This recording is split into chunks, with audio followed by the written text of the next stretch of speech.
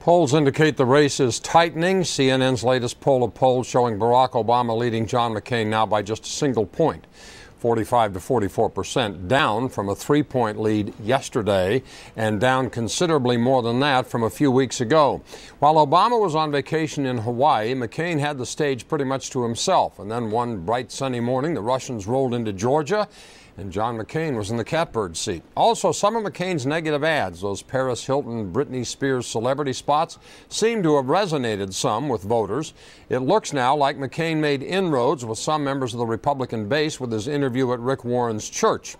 All of this creating a problem for Barack Obama, who has gone out of his way up to this point to run a pretty positive campaign based on the issues, and for the most part has chosen not to get into the schoolyard kind of stuff that characterizes U.S. politics.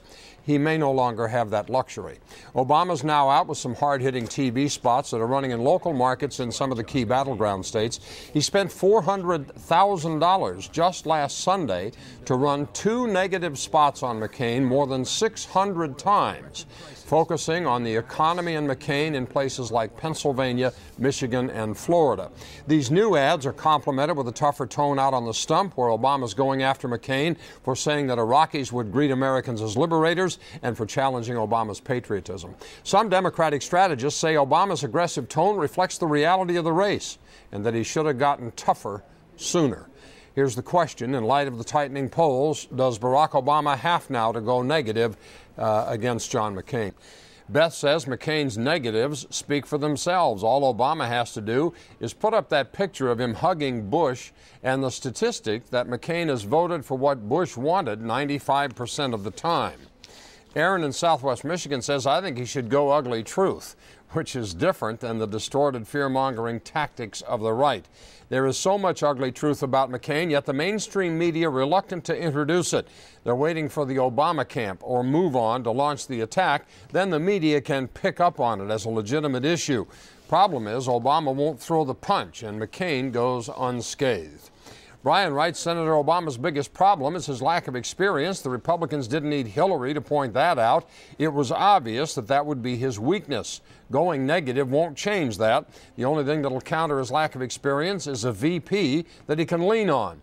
And the obvious choice would send Obamatons into fits. So November's not looking very good for the left-leaners.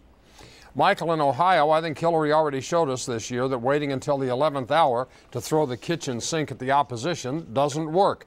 So yeah, Jack, he ought to go negative now and keep it centered on the issues. Sadly, it does tarnish his reputation of being a new kind of politician. Mark writes from Denver, what? Obama went negative a long time ago. Who are you trying to BS? All Obama does is say how much McCain is like Bush, how McCain is this, not that, portray McCain in a bad light, and then offer up platitudes to the masses. Such depth to his intellect. Jimmy Carter, too, here we come. And Kevin in Georgia, referring to the polls, who answers a landline anymore anyway? I use my landline like a personal business phone. I don't even screen the calls. I just check my messages. Everybody that's important to someone has their cell phone numbers.